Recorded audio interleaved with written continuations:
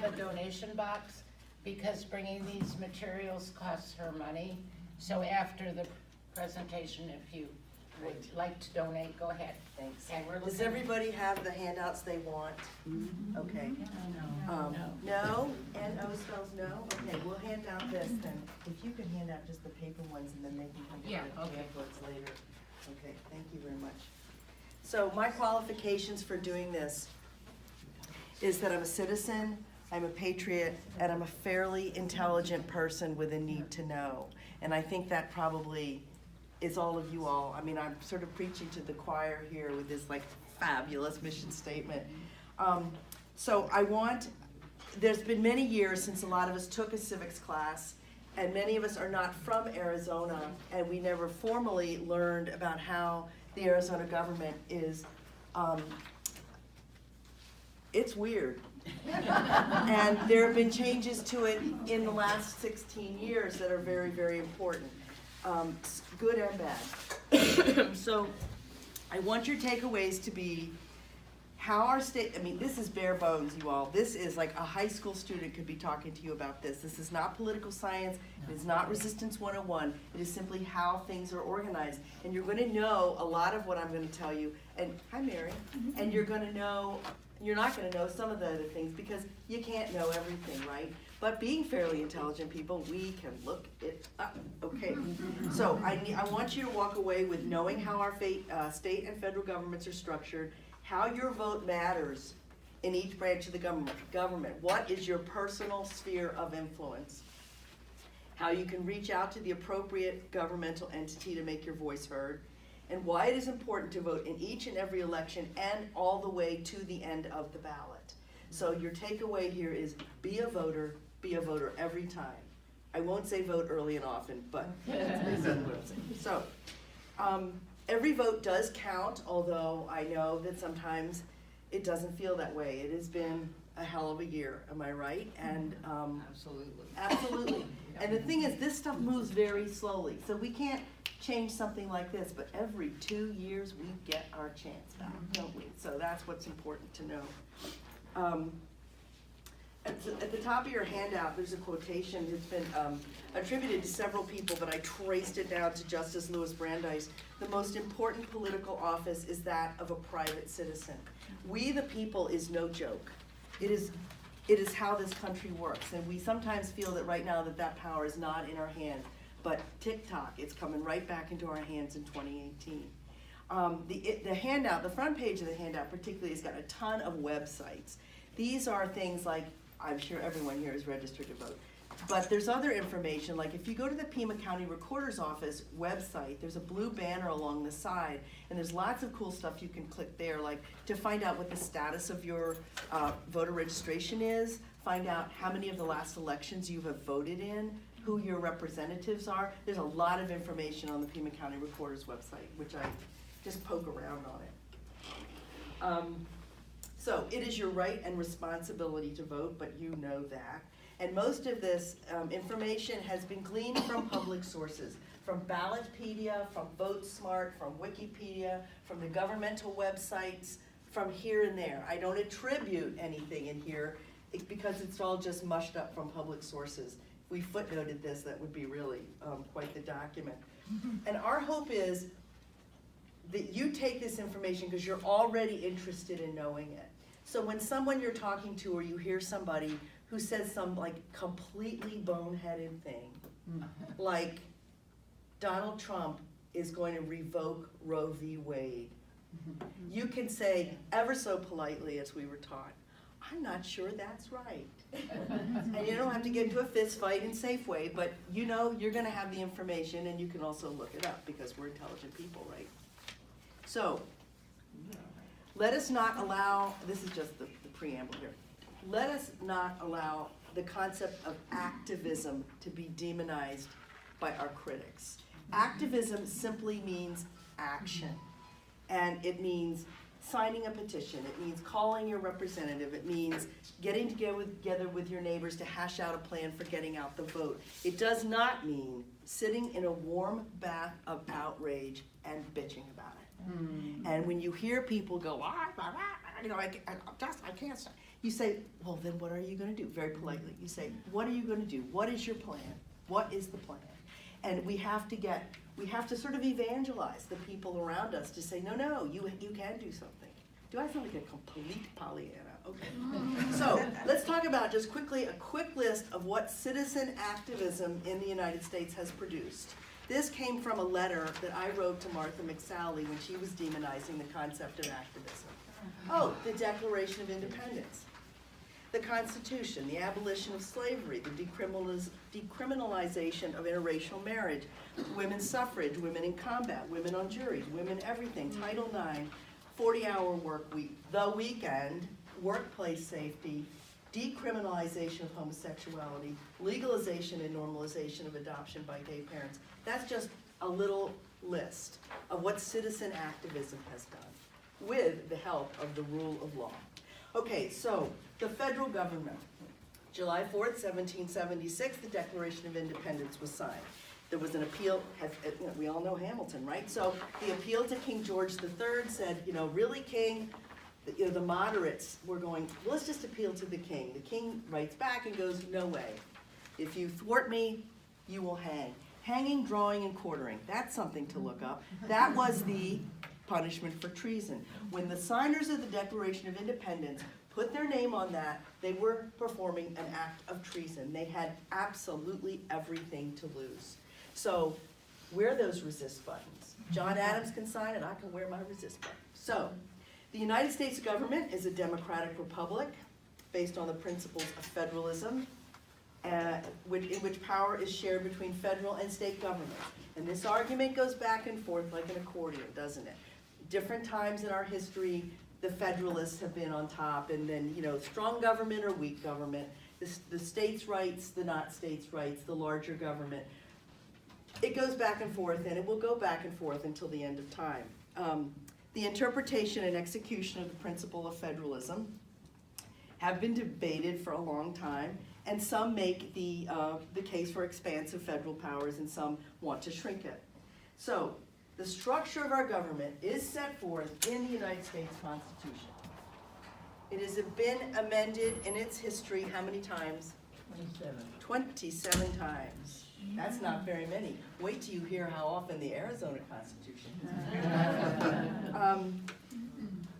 So, it can be amended. There's ways, it sets forth the way that the Constitution can be amended. The first 10 amendments are known now as the Bill of Rights. And you can look it up. I carry my Constitution around with me.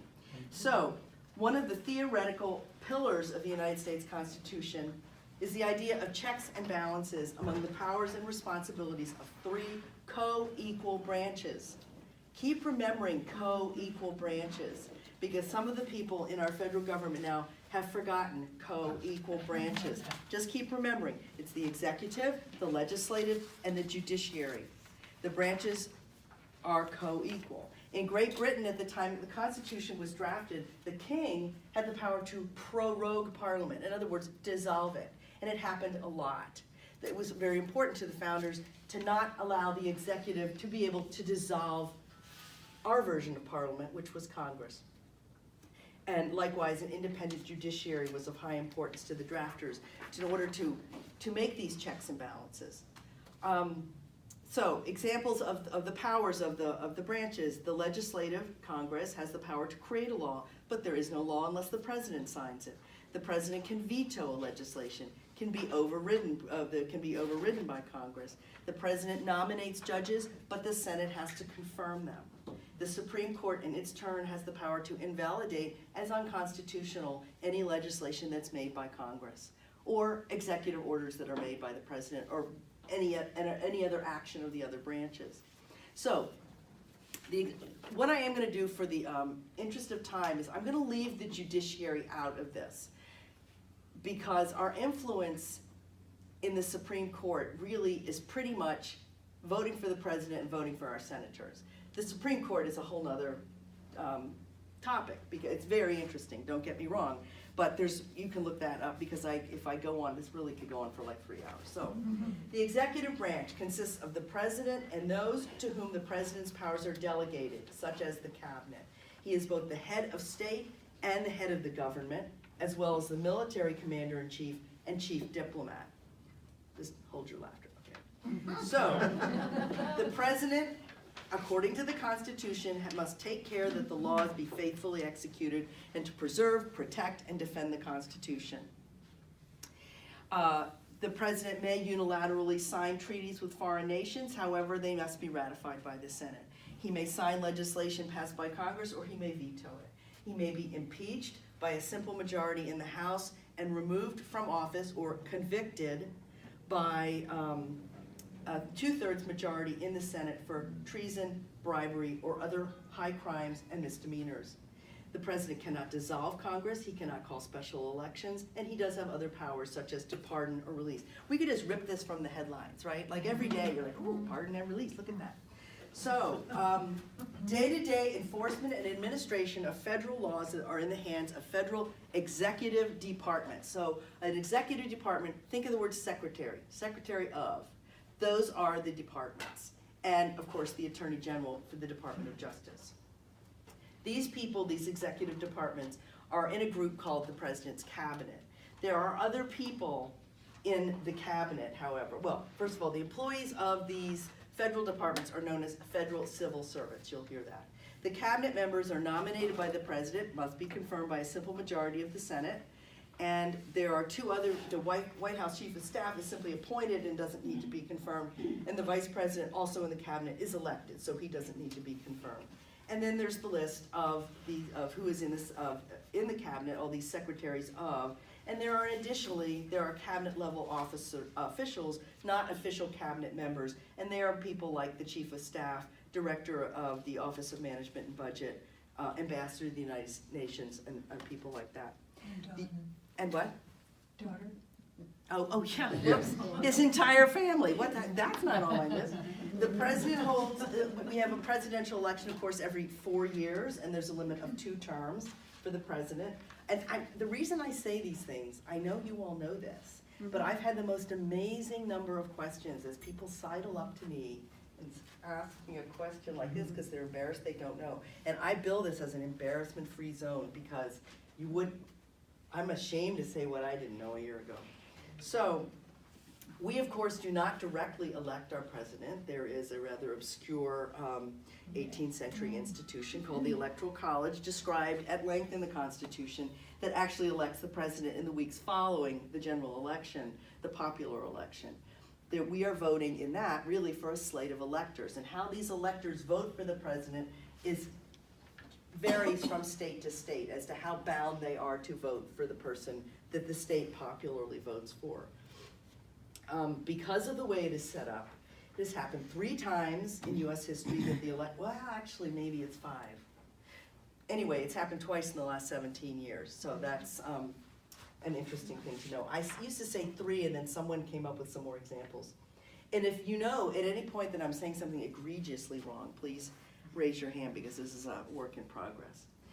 The president can also do executive orders, which are simply presidential directives issued to agents of the executive department by its boss. And they have to be in line with federal law, with the Constitution, and there have been some really famous executive orders besides the travel ban, and one of them was the Emancipation Proclamation. Executive orders are subject to judicial review and may be overturned if the orders lack support by statute or the Constitution. Your influence in the executive branch, your sphere of influence, is voting in the primary or the presidential preference election in Arizona and voting in the general election. Your influence further is expressing your opinions in calls, writing to the White House, calling the White House. And there's another really important way that you can make your voice heard. There's a website called regulations.gov, and that's on the front page of your handout as well. And that allows citizens to comment on new regulations and changes to regulations proposed by the various federal departments. And what's important about this is not just an email to Martha McSally that does or does not get read or does not get thrown into the trash. This becomes part of the record. And they have to look at them. They have to consider them. And you know, that was something I was unaware of as recently as a year ago. And that's very important when they're talking about, you know, hunting on the national monuments, changing regulations in any of these departments. You can make your voice heard. You can, when they talk about, you know, clean water, clean air, clean energy, those are all regulations in departments, and you have a voice there in the executive branch that doesn't actually involve the president himself. Okay, are we good with the executive branch? Okay. The legislative branch is Congress. It is bicameral, which means two houses comprising the House of Representatives and the Senate. Congress makes the laws. A session of Congress lasts 2 years. We are currently winding up here in the first session of the 115th Congress. It started in January of 2017 and will end in January of 2019. So each state elects 2 senators. Direct election of senators has only been since 1913. How do I know that? I go to my Constitution, to Amendment 17, right here. And so we now directly elect our senators. And we also, of course, elect a number of representatives. Arizona has how many congressional districts? 9 congressional districts, and elects 9 representatives plus the 2 senators. I'll talk more in the redistricting portion of this talk about the congressional districts, but it's based on population from the census every 10 years, which is how our state legislative districts are also re-examined and perhaps redrawn every 10 years. The House and the Senate each has particular powers. The approval of both chambers is required to pass any legislation, which may only become law when it's signed by the president, or if the president vetoes the bill, both houses of Congress then repass the bill, but by a 2/3 majority of each chamber, in which case the bill becomes law without the president's signature. There are 100 senators. The House of Representatives currently exists of 435 voting members, each of which represents a congressional district. That's a CD, different than the legislative district, which is the state district, which is LD. And that's one of the most common questions that I get standing up here. So just remember that. And here is something great. Your voter ID card has all this information on it. You go right along the bottom and you got your LD, you got your CD, you got your school district, you got your county supervisor district. You have, if you're in the city of Tucson, you have your city council district. It's a wealth of information. So a person elected to the House of Representatives is referred to as a representative or as a congresswoman or congressman. It seems funny, as senators, we can't call them congressmen because they're senators, even though they're in Congress, but that is something to be aware of.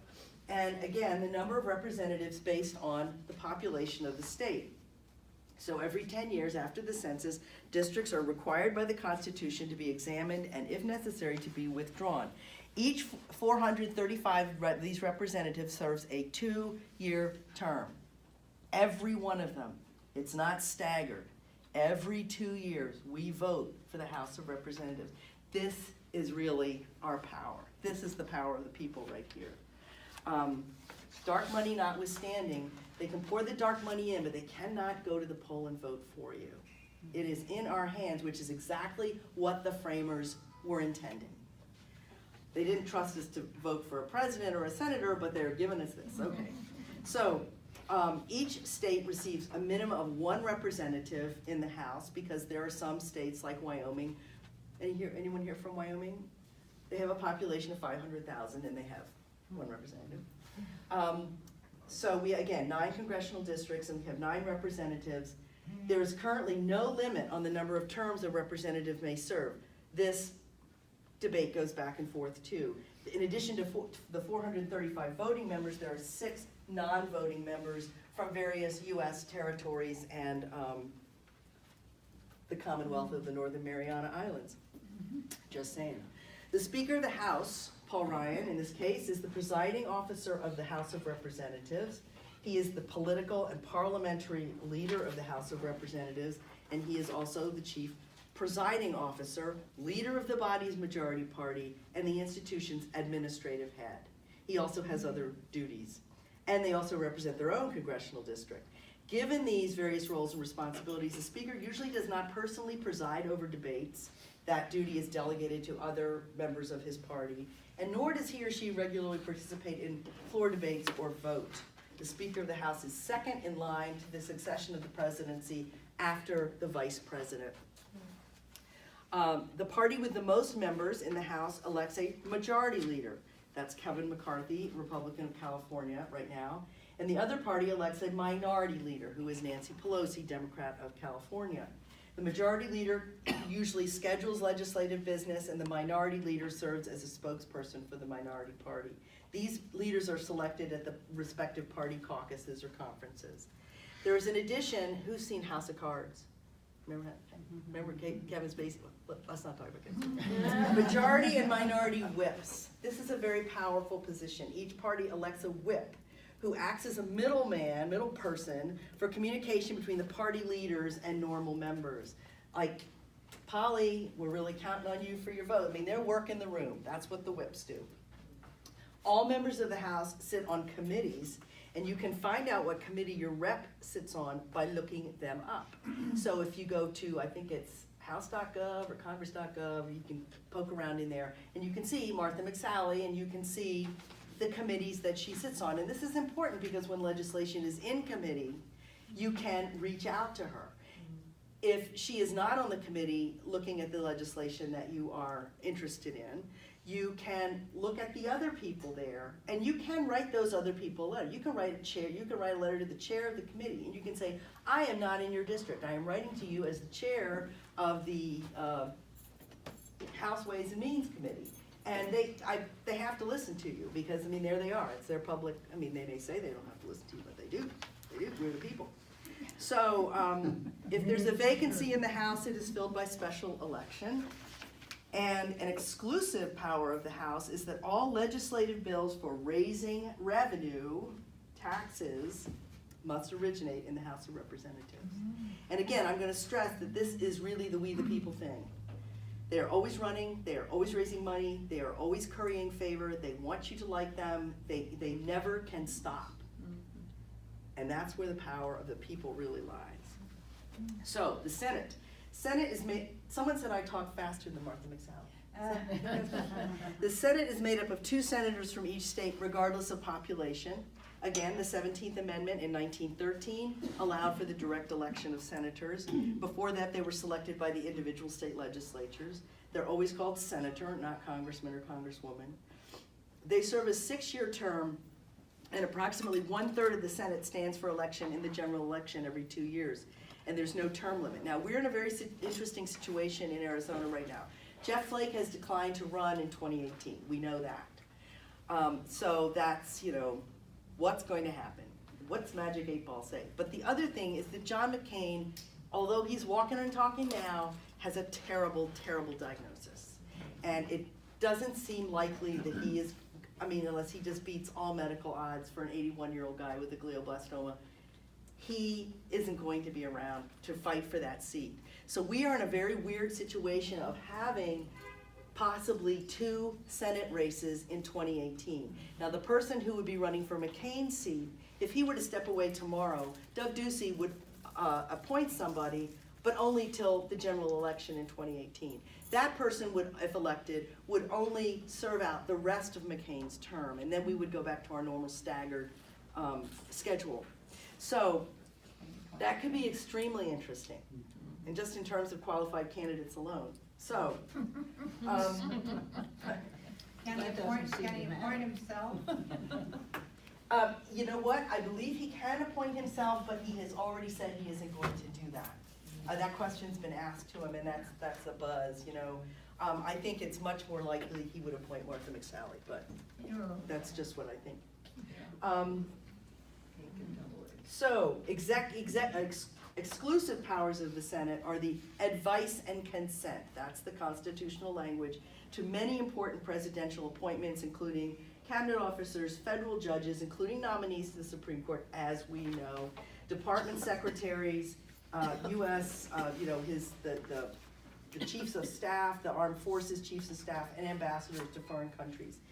The Vice President of the United States is the President of the Senate.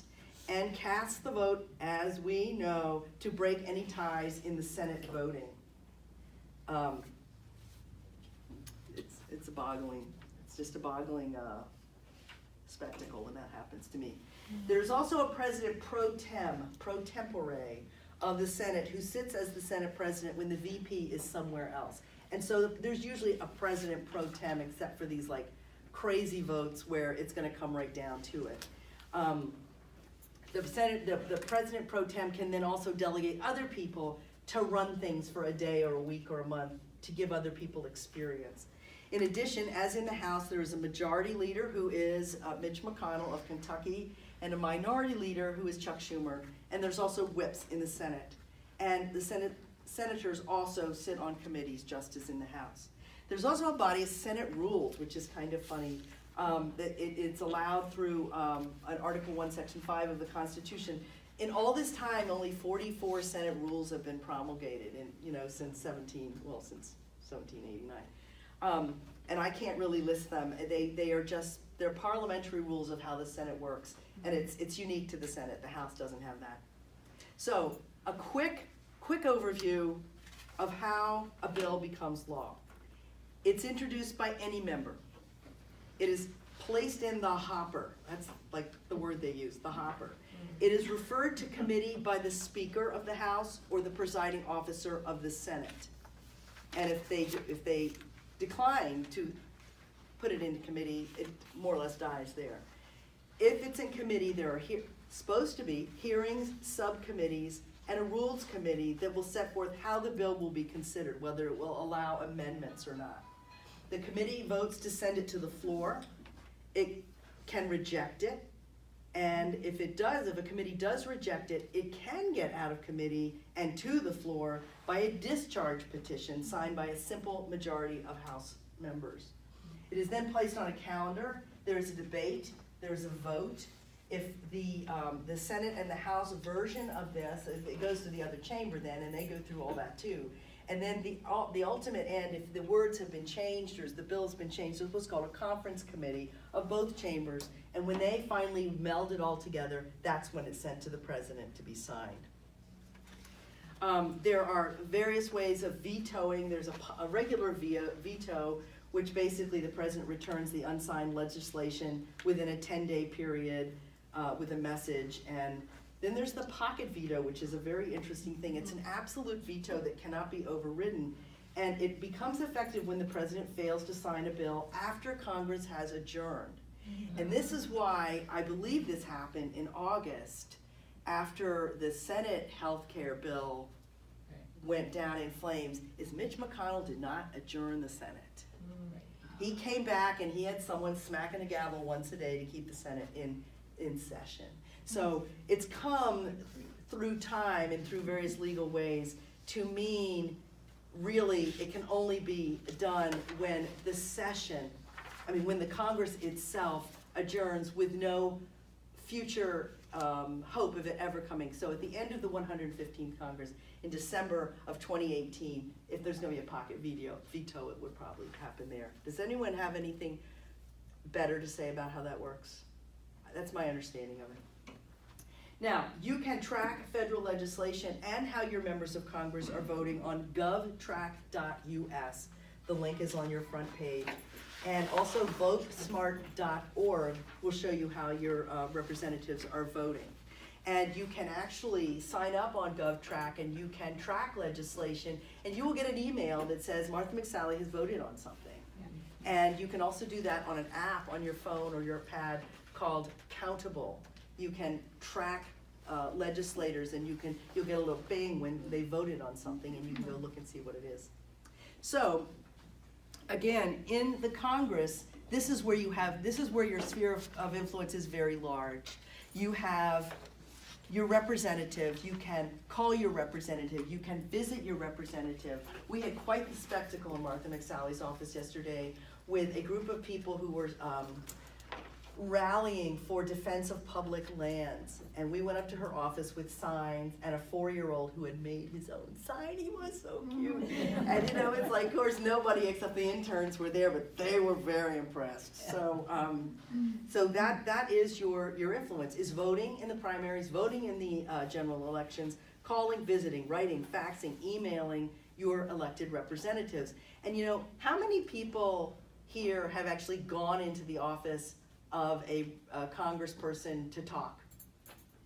Right, so you know, the first time you're like, you know, but then you know, if you do it, it just becomes one more thing, you know? And of course, we're in a situation where we're fighting the tide in all 3 offices. We got no friendly face to go talk to. So we pretty much know they're not going to like really listen to us, and 2 of them, possibly 3 of them, aren't even running for their seats again. So we got nothing to hold over them, but we just have to keep going like we do, because otherwise we would die of despair. Okay. So, Question, yes ma'am. going back to the conference committee, after they agree, that doesn't have to go back to the House and the Senate for another If they vote? don't agree, I think it's gotta go back. But if the conference committee gets it together and they make one bill, that's when it goes to the president.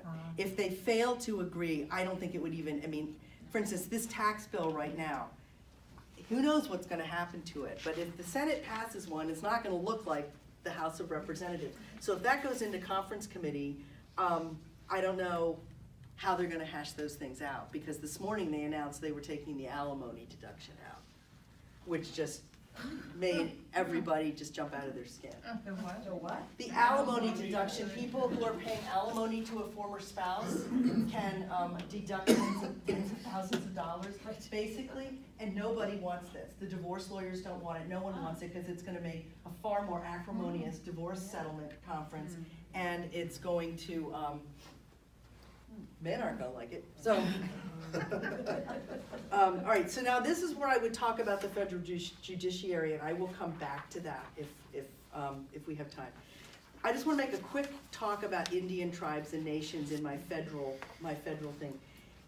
There are 21 federally recognized Indian nations and tribes in Arizona, and it's very important. And this I'm telling you this because it has come up and people have not understood. If I am a member of a tribe in Arizona and I live on my reservation or don't live on my reservation, I'm a citizen of that tribe and nation, I am a citizen of Pima County, I am a citizen of Arizona, and I'm a citizen of the United States.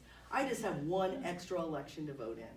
And you know, the ignorance of the questions that have been put to some of our Native friends has just been, you know, well meant but shocking. And so, there was the Indian Citizenship Act of shamefully as late as 1924, which is also known as the Snyder Act, granted full U.S. citizenship to the indigenous peoples of the United States, but they didn't get to vote yet. That was later. I don't know, I forget what that legislation was, but it was quite later, quite a bit later. And Native Americans are enrolled in their tribes, so they don't have to live on the reservation to be in that tribe or nation. And we have a lot of them here, even in southern Arizona, but there are 21 in the state. So, and the relationship between those nations and tribes and the federal government is individual. Some of these tribes have been given their status by executive order, some by legislation, some by a mixture of legislation and executive order. So if you're interested in the Tohono tribe, you can go look them up and you can find out they were established by executive order. And all these other ones, you just can look them up because every one of them has a different relationship with the federal government. And some of them are treaties. Remember treaties? We learned about treaties in school. Okay, so we're gonna move on right now to the Arizona government. And this is another little history lesson for those of you not from here. The Arizona Territory was authorized to hold a constitutional convention in 1910. The state constitution was drafted and submitted to Congress. Congress approved it. But President Taft, who was also the first president to ever go to a baseball game on opening day, he objected. He wouldn't sign it because he didn't like the bit about the ability to recall judges. Keep that in your mind. The Constitution was amended by the people in Arizona. It was then approved by President Taft, and it was, Arizona entered the United States as the 48th and final continental state on, do we know the date? February 14th, 1912, okay? And I told you to remember the thing about the judges. As a matter of interest, fairly quickly after Arizona became a state in November, the state legislature approved a constitutional amendment reinserting the ability to recall judges. Okay? The Arizona Constitution has been amended 152 times. There are 3 ways, I won't go into the 3 ways, but there are 3 ways of amending the Constitution, including citizen initiative, and that's about which more later. Now, Arizona has the 3 familiar branches, the executive, the legislature, and the judicial, but Arizona's got 2 bonus entries. Aren't you dying to know what they are? Okay, we'll get to those. The executive branch. There are 7 elected executive branch offices. They are, of course, the governor, the attorney general, the secretary of state, the treasurer, superintendent of public instruction, Arizona mine inspector, and the Arizona Corporation Commission, about which more later. There are 5 members of that, okay? There are also 4 other executive offices, like the Director of Insurance, Commissioner of Lands, that are appointed in a variety of other ways set forth by legislation. The governor of Arizona is elected for 4 years and is limited to 2 consecutive terms. There are only 6 states in the union that do not have the office of lieutenant governor, and we are one of them. And if there is a vacancy, and I have lived in Arizona for 29 years, and this has happened 3 times, if the governor cannot serve, will not serve, is indicted, impeached, let's see what else happened, the Secretary of State becomes the governor, which gave us the fabulous Rose Mofford. That's all I'm saying. So does that surprise anybody? Is that news to anybody? Okay.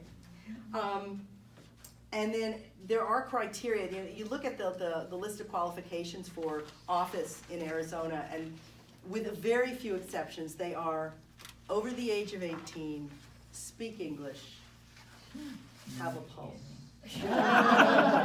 There are very few that add anything beyond that. It's really remarkable. It is remarkable. This is a Western state, by God. Okay. The governor does have line item veto on money appropriations, but otherwise the veto power procedure for signing legislation is the same as in the federal government. The governor, however, cannot veto emergency measures or bills that were voted for by the people in a referendum, about which more later. The governor is the commander of the state's National Guard unless it is placed under federal control. He may call the legislature into extraordinary session. The normal Arizona legislative session is 100 days, and beyond that, the governor can call special elections. He cannot dissolve a Congress, but he can call them. And he must deliver a state of the state address. He basically represents the state of Arizona. He transacts state business, he grants reprieves, he approves or vetoes the bills in the legislature. The cabinet of the governor of Arizona has many, many departments. Now, you look at the federal list, and there's that list of 11 or 12 of them. This is a much flatter organizational, if you've ever lived in corporate life, there's the vertical org chart and there's the horizontal org chart, right, Lenore? And this is a very horizontal. There are, I can't even count them, I've got 2 columns of 8-point type. The governor, I am told, has upwards of 2,000 appointments to make. What could possibly go wrong? 2,000, yes ma'am. So I'm understanding then that he's like their supervisor for all 2,000? Apparently he There's is. no other person in state There government? might be a head of these commissions and boards, but they litter the landscape. I mean, I haven't even heard of some of these. They're ones that you know, like the Arizona Geological Survey and Game and Fish and Department of Gaming, and But then, you know, there's the registrar of contractors, and there's the office of tourism, and there's stuff that you wouldn't really think are in the cabinet, you know? You'd think that they are way down in some organizational structure of a larger office, but apparently not. So, the legislative branch, there are 30 legislative districts in Arizona. Now, Arizona again is weird here. I think it's one of only 6, I think, states that have this strange thing. We have what's called a multi-member constituency, which means that we vote for 1 senator and 2 representatives in each legislative district. But the same group of people are voting for those 3 people. We don't have like the federal thing where we have a Senate, which is a larger geographical area. So the same people are voting, which is why the makeup of the 2 houses is often identical, because the same bodies of voters are voting for all these people. Now, that's interesting, and this is where you talk about voting to the very end of the ballot, is that in LD 10, where I am, we have a Democratic senator, as you would expect, a Democratic representative, as you would expect, and a Republican representative, as you would not expect. If the same group of people is voting for all these candidates, how do we end up with a Republican? Maybe because he had a lot of signs and people recognized his name. I don't know, but it's odd. I would just say that. I would posit that it is odd. So, legislators are term limited to 8 consecutive years, which is 4 terms, but can run again after 2 years or can run in the other house when their term expires in the house that they're in. There are 60 reps and 30 senators, and every state senator and rep is assigned to at least 1 committee.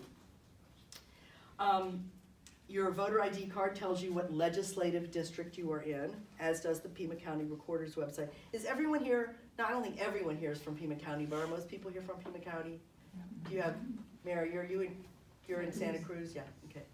And I don't need to tell you this stuff. So the 100-day session starts in January every year, and the government may call special sessions in addition to this. Now, the last page of your handout is a very fancy flow chart called Kill Bill.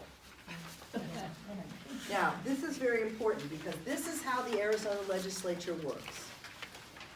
At the beginning, in January, at the beginning of the 100-day session, bills, as many as 1,300 of them, are dumped. And what happens when they're dumped is the speaker, Mr. Mesnard, decides which of these are going to go into committee. The vast majority of these bills never see the light of day. He decides which goes into committee. And the chart on the back page shows you where your points of influence are. Your points of influence are when they are in committee or when they are on an agenda. That is now, there's something called the Request to Speak program. And on the front page of your handout, there is there is the RTS is what it's called. It's a good website, but you have to register for this program before you're allowed to speak. Now, what's speak meaning? Just even write an email. You don't have to be there to speak. You used to have to be there to speak. So what it does is that if you want to write something against, say, expansion of school vouchers, you can, and that's in committee, you can write your thing, and it becomes part of the record. It becomes searchable. So your comments go on record, just like at regulations.gov. It's not just a constituent voice lost in the forest, basically. It becomes part of the, yes ma'am? When you register and they ask you if you're an Arizona citizen, if you're not, you don't get to respond. I'm thinking that you probably don't. I think you have to be a voter in Arizona. Yeah. Now, in terms of registering for the first time for Request to Speak, there is, again, it's in your handout, there's a group of people, mostly women, up in Maricopa County, and a lot of these women were the same people who did the Save Our Schools initiative. They have this group called Civic Engagement Beyond Voting, and they have a link that you can put in. It goes to a Google Doc. You put your information in, and they will take your information, and they will register you for the first time at the kiosk in the Capitol. This is what it takes to get into the RTS system. You have to physically either go to the state office building in Tucson or in Phoenix, and I don't know where else, but you have to physically put this information into a kiosk. Is that an obstruction? Yes? if you did that 2 years ago or a year ago, I've heard that I've heard that you don't have to do it again every year. That's what I'm told. Okay. Okay? Where do you go? What's that? Where do you have to go? There is a, let me get the handout and tell you what page it's on. On page 4. It's on page, yes, it's a really long website that starts with docs.google.com, but they will put you into the system. Do you have a handout? Yeah, but I don't know where to look. Here, I'll Page find it. 4. Got it there? Under Yeah, I section used, 2, it wasn't that good, but skip past the bullet they points, registered. and it'll say request to speak system, and then it has the HTTPS URL. It's really long. So page 4, section 2, just below it. Does everyone have it who needs to know it? I can talk to you about it later too. The civic engagement beyond voting, they actually send runners. They also sign you up for a weekly email report on legislation. They're incredibly dedicated, these people, and they deserve our support. So that is our influence. Now, at a time when, if it's not in committee, then you have your normal influence with the Arizona legislature, which is you can demonstrate public outcry, you can call the Senate House leader. Now, you know, normally in the federal system, I wouldn't be sending calls to Paul Ryan, but I call J.D. Miznar, and as often as possible. And, you know, because he is the one who's dealing these out like cards, right? And the bill's sponsor. You just identify yourself as an Arizona voter, and, you know, he's the bill sponsor, so you can express your opinion. So when it's in committee, that's when you comment on RTS. And then when it moves out of committee into the chamber, into the Senate or to the House, then you can call your senator or your House leader. You can call your legislator, just as you would for anything else that's coming for a vote. So that is one fairly weird thing about the Arizona legislature. You think you can just call, I can call up Todd Clodfelter and say blah, blah, blah, but if this thing's in committee, he's got no say in it. He's got no power over it, unless he's on that committee. And that's why it's important to find out what your senator and your 2 reps, what committees they're on, because it helps to, and boy, I'll tell you, it's not like calling McSally's office. You know, there's a secretary who seems shocked out of her mind if anyone's called, so just, you know, I mean, it sounds like it's just like a little phone ringing in a little office in a strip mall. I mean, it does not sound like an office. It's very strange. Like, hello? You know, who is this, and where'd you get this number, you know? So anyway, that's your influence in the legislature, and that chart, which came from the civic engagement people, is just, to me, super. If you do not know who your Arizona state legislators are, there is a website, azleg.gov, find my legislator. And it also shows committee assignments and which bills he or she has sponsored. And again, your registration card tells you what legislative district you're in, if that has slipped your mind. Okay, am I doing okay? How much? Okay. So the first bonus entry in the Arizona government structure is the Arizona Corporation Commission, the ACC. That's the one at the very bottom of the ballot, right? This exists outside of the tripartite system of judicial, executive, legislative. This is a different thing. It is, think about when Arizona wrote their constitution in the progressive era, 1912. And this commission was drafted as a railroad commission to set carriage rates for the railroads crossing the state. And a lot of the language, if you go to Article 15 of the Arizona Constitution, it still talks about cars, like railroad cars. It's like, whoa, really? Now, Arizona is only, and I'm really going to ask you to hold your laughter on this one. Arizona is only one of 14 states with elected corporation commissioners. That's not the funny part. The Arizona Constitution explicitly calls for an elected commission as opposed to a governor-appointed commission, because its drafters feel that the governors would appoint industry-friendly officials. So right now, of the 5 ACC commissioners, 4 are under federal investigation. There are 5 commissioners, which was expanded from 3 to 5 by Arizona voters in 2000. That was a voter referendum. They're directly elected statewide. There's no districts for them. There they are. And there's a staggered 4-year term for them. Commissioners, this is what I love. Commissioners must only satisfy the standard requirements for Arizona state officers, must be 18, a citizen, and able to speak English. Okay, this is why the ACC is important. The ACC regulates and sets rates for all public utilities in this state. Water, electricity, natural gas, telephone, but not cable. And including the final decisions on granting or denying rate adjustments. It also has the ability to stifle any citizen activity to try to take the state in a different direction on its utilities. Say anyone here is a passionate, believer in alternative energy. Well, it's very difficult. These companies are monopolies, and they say, yeah, solar's great as long as we control the means of production and we control how it's done. It doesn't want any, I'm a solar company, I'm gonna go into business. It can't be done. So the reason this is in your sphere of influence is because you need to look at these corporation commissioners and you have to decide for yourself, is this somebody who believes what I believe about where the state should go on public utilities? And solar and water are really, really big.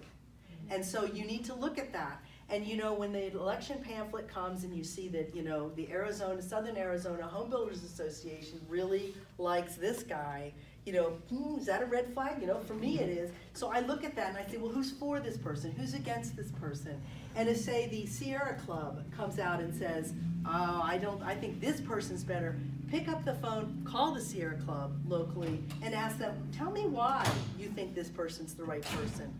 We can't, I love quoting Republicans. We can't be bystanders, as Jeff Flake told us a couple days ago. We really can't be bystanders. We can't just wait for this to happen. I know I sound like a crazy person, but this really is in our power. And there are going to be 2 people on the Corporation Commission ballot in next November. So you want to look at that. Did you have a question? No. Oh, okay. You look stunned. Yeah. So the other thing to think about the public utilities is, other than, say, perhaps a house payment, perhaps a car payment, one of the biggest chunks of your monthly bills are utility bills. And these are the people who are controlling that. And think about them. These are for-profit companies who answer to who? The rate holders? The rate payers? No, they're boards. They're stockholders. I know I sound like a complete communist, but I'm just saying, think about what you want and what you care about, okay? In addition to doing all that regulatory stuff on the utilities, they also regulate the incorporation of businesses and organizations, for-profit, not-for-profit, not partnerships, however, that is in a different executive department. It's also the Arizona's Security Exchange Commission. It licenses security brokers, et cetera. And finally, it involves itself in railroad and pipeline safety, because that's what it was designed to do. It's very important, it's very powerful, and you do need to pay attention if you care that the state is going to go in one direction or another, because the power companies have no real incentive to change anything that we're doing sitting there in Tucson with my coal-powered electricity. So, that's the thing about that. Now we come to my favorite part. The second bonus entry is the Arizona Independent Redistricting Commission, the IRC. This is the shining star of the Arizona government, I say without a shred of irony. So, the Constitution sets up a census every 10 years and mandates that congressional districts be re-examined. The state also, we do this in the state. The gerrymandering that you hear about, and we've all seen those pictures of Pennsylvania, Wisconsin, Maryland, with those crazy looking, the legislature of those states and the ruling party of those, over time, it's been various ruling parties, they've manipulated these districts to either pack them with a certain kind of people to make let's put all of the people of color into this one district, and they will only end up with, one representative. As opposed to thinking one person, one vote, voter rights acts, try to even it out, spread it out like peanut butter. They pack into these crazy things. So, in 2000, this is like a bedtime story, there was Proposition 106, and this was spearheaded by the fabulous League of Women Voters in Arizona, and other bodies as well. And it was a proposition, it was on the ballot, and it was a proposition to amend the state's constitution to take redistricting power away from the legislature and give it to a commission. And the commission is 2 Dems, 2 Republicans, who then get together and elect a registered independent to be the chair. Is that like progressive? That is progressive. Now, of course, immediately the Arizona legislature filed suit. And it was Arizona State Legislature v. Arizona Independent Redistricting Commission, blah, blah, blah. May of 2015, the Supreme Court said, oh no, it stands. So I'm sure that it will be, continue to be challenged if the Republicans stay, because they hate the fact that they can't do what they want to do. But this is a terrific, terrific thing. So after every census, the commission convenes, and excuse me, I'm like dying here.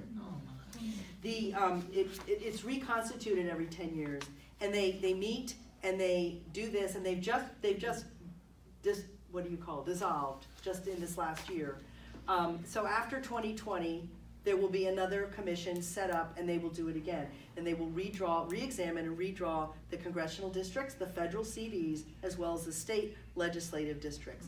And you'll read sometimes when you're reading an article, and they'll say, well, that, so-and-so who represented LD 30, which is now LD 10, that's what they're talking about. They're talking about a redrawing. And the things that they are taking into account are Federal Voting Rights Act, one person, one vote, district shape, geographical features, respect for communities of interest, and potential competitiveness. So they're looking at a lot of different factors to make a fair district. Isn't that fabulous? azredistricting.org will tell you more about it, but it is, I feel glad that at least on one item I can stand down. Yeah. Well, Okay. wasn't there, didn't Jan Brewer try to fire the commissioners one year? I think it was under her that, And then there was I think it was another under one. her that was filed, Yeah. that the suit was filed. Because she wanted to choose her own, so. They had their constitutional moment in the sun. They said the Constitution says that the legislatures do this. But the Supreme Court decision is actually pretty interesting if you look it up, because they said, yes, you could do that, but. Okay, so I'm not gonna talk about the Arizona judiciary. I'm gonna talk quickly about ballot initiatives. Yes, sir? I just, for emphasis added, this you brushed over it pretty quick, but the impact of redistricting is immense. That is almost the biggest issue in the country right now, besides the tax bill and the others. I completely agree. Because it minimizes your vote, It does. and Or maximizes your vote if they've been drawing it that way. But it's not maximizing our vote, It's like we're in Wisconsin, we're sort of SOL. so it all hangs on a thread at the Supreme Court, because they're gonna be looking at They are. Wisconsin's, They are. and it's. So we'll look for that in the spring. Yeah, it is the biggest thing, because it's taking away the democracy of the country, I agree with that. piece by piece. That is why the Arizona Redistricting Commission is such a fabulous thing. It puts it in the hands of not the legislature, okay? So ballot initiatives, I've referred to them a few times, there was the constitutional amendment for the IRC, there was a proposition that expanded the Corporation Commission. Arizona citizens can use petitions to initiate legislation, and they can also use petitions to repeal legislation. Ripped from the headlines, this is what's going on with the Save Our Schools initiative. They dumped that bill, they passed that bill, expanding school vouchers all over the place, and these fanatically devoted people in the hottest summer in the history of the world went out there and got more than enough signatures on their crazy petition forms that had to have the staple in the right place. I mean, the training was fabulous, and they just slammed it. I mean, they got way more than they needed. With the result, there is now an injunction on that legislation, and it is on the ballot in November of 2018 to repeal that. Now, what's going to happen, you watch, the mighty Greer has spoken. In January, they will repeal that legislation, and Debbie Lesko will cook up some other witch's brew. The whole thing will start again. But I'm saying we stopped it this time, okay? So that's important to know. Ballotpedia also has a good section on the initiative process in Arizona. It's a very Western thing. There's only 24 states and Washington, D.C. that have this initiative thing. So, takeaways. It's your right and responsibility to vote, be a voter. It is your responsibility to vote down ballot, all the way down ballot, and find out who they are if you don't know. Choose to be on the permanent early voting list, PEVL, which you can do by going to the county recorder's office and getting that form. That ensures you receive a ballot by mail, and you do not have to call to get one by mail, and you can vote in the privacy of your own home. If you have a question about civics or what this office or that office does, you can look it up. We are all connected. And if you're not, talk to your grandkids. They can do it. You can ask a librarian. You can call your local political party county headquarters. There's people in this room who I know are part of Democratic clubs. Contact those people. Get a huddle going. Find out what's going on. Have a meeting like this to say, here are these confusing propositions. Here are these confusing candidates. This is what we think. Help inform your neighbors and your family. And be a voter every single time. Thank you.